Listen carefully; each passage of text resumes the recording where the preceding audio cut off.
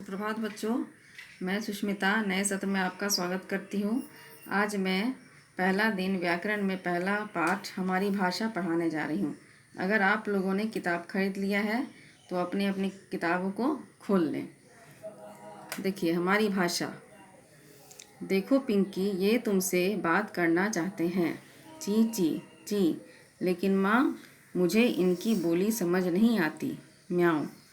बच्चों, पशु पक्षियों की अपनी बोली होती है जिसे वे ही समझ सकते हैं।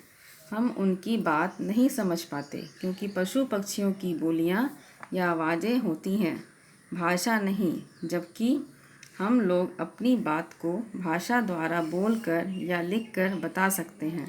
इस प्रकार जिसके द्वारा हम अपने विचार दूसरों तक बोलकर या लिखकर पहुंचाते हैं और दूसरों की बात समझते हैं, वही भाषा है। यहाँ पिंकी बात कर रही है अपनी माँ से कि इसको ये जानवरों की भाषा समझ में नहीं आती है। बच्चों, आप लोग जानते ही हो सारे जानवर अलग अलग भाषा बोलते हैं, ये तो हम लोग को समझ में आती नहीं है। अब आइए आगे देखते हैं। भाषा के रूप। भाषा के दो रूप हैं। मौखिक भाषा, जब हम बोलकर अपनी बात दूसरों तक पहुंचाते हैं और सुनकर समझते हैं तो यह भाषा का मौखिक रूप होता है। देखिए यहाँ दो दोस्त आपस में बात कर रहे हैं, ये क्या संकेत दे रहा है? ये मौखिक है ना, मौखिक रूप हुआ। लिखित भाषा, जब हम लिखकर अपनी बात कहते हैं और दूसरा से उसे पढ़कर समझता है तो यह भाषा का लिखित रूप होता है। जैसे यहाँ देखिए ये बच्चा लिख रहा है, ये जो लिख रहा होगा उसे हम लोग पढ़ के समझेंगे कि इसने क्या लिखा। अब आगे देखिए, कभी कभी हम संकेतों द्वारा भी अपनी बात को दूसरों तक पहुंचाते हैं जैसे, लेकिन संकेतों को भाषा नहीं कह सकते। यहाँ देखिए ये लड़की ने कप जीता है, यहाँ पे ये संकेत दे रही है कि हमारी जीत हुई। यहाँ देखिए ये अंपायर जो है ये ऊपर उंगली दिखा रहा है, इसका मतलब आप आउट हो गए। अब नीचे आइए। भारत की प्रमुख भाषाएं। हिंदी हमारे देश में सबसे अधिक बोली जाने वाली भाषा है। भारत के विभिन्न राज्यों में अलग अलग भाषाएं बोली जाती हैं। जैसे यहाँ देखिए, यहाँ राज्य दिया है, यहाँ भाषा दिया है। आगे देखिए, गुजरात में कैसी भाषा बोली जाती है? गुजराती। पंजाब में पंजाबी, असम में असमिया, उड़ीसा में उड़िया, तमिलनाडु तमिल, उत्तर प्रदेश में हिंदी, बंगाल में बांग्ला, केरल में मलयालम। अब आइए लिपि। भाषा को लिखने के लिए कुछ चिन्ह निश्चित होते हैं जिन्हें लिपि कहते हैं।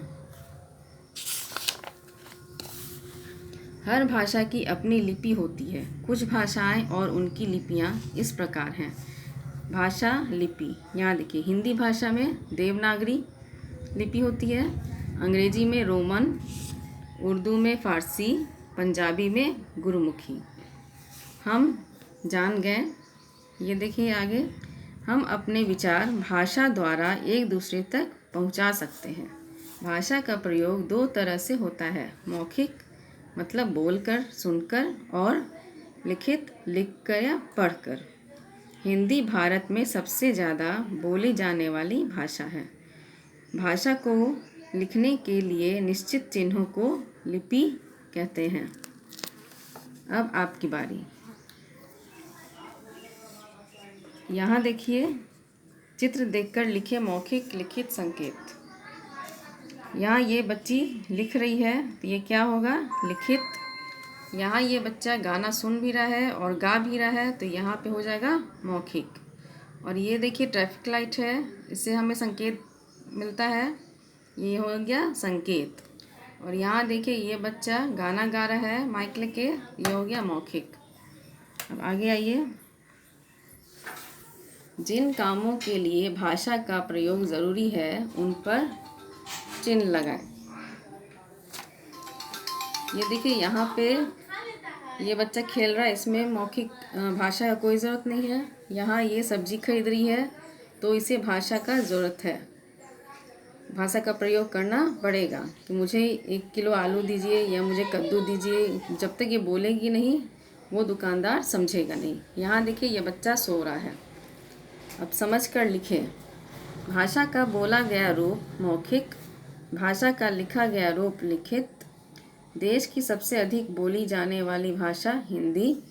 केरल की भाषा मलयालम।